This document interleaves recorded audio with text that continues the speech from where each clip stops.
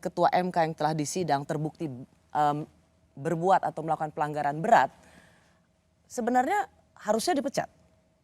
Kalau menurut dissentingnya Pak Bintan Saragih, itu diberhentikan tidak hormat dari anggota. Oke, dan seharusnya karena memang ketentuan PMK itu bagi Pak Jimli sendiri harusnya memang ketua MK yang terbukti melakukan pelanggaran berat secara etik, mempengaruhi hakim yang lain, cacat moral. Apakah memang seharusnya ketua MK ini tidak saja dipecat jadi ketua MK, tapi juga diberhentikan sebagai hakim konstitusi? Ya bisa begitu. Harusnya begitu. Tapi kan kita bermusyawarah nih bertiga.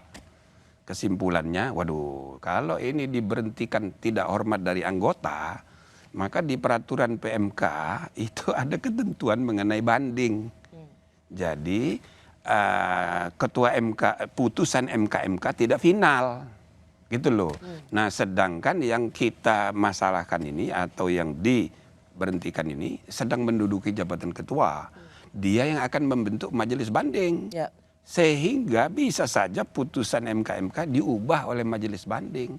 Jadi tidak menimbulkan kepastian.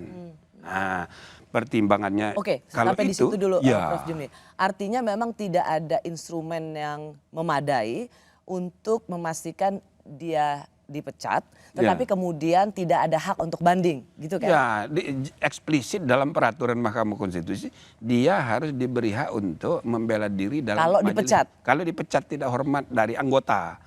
Nah, jadi jalan tengahnya ya tidak efektif kalau begitu. Ya, putusan MK harus berlaku mengikat dan final. Jadi untuk Prof. Jimli dan satu hakim etik lainnya ingin mengatakan bahwa yang penting dipecat dulu sebagai ketua MK. Ya, bahwa kemudian dia mengundurkan diri, itu bukan urusan kita. Itu kan soal rasa malu misalnya. Kan bisa saja dengan dorongan dari berbagai pihak dia mengundurkan diri. Tapi bukan MK yang memutus, kesadaran sendiri.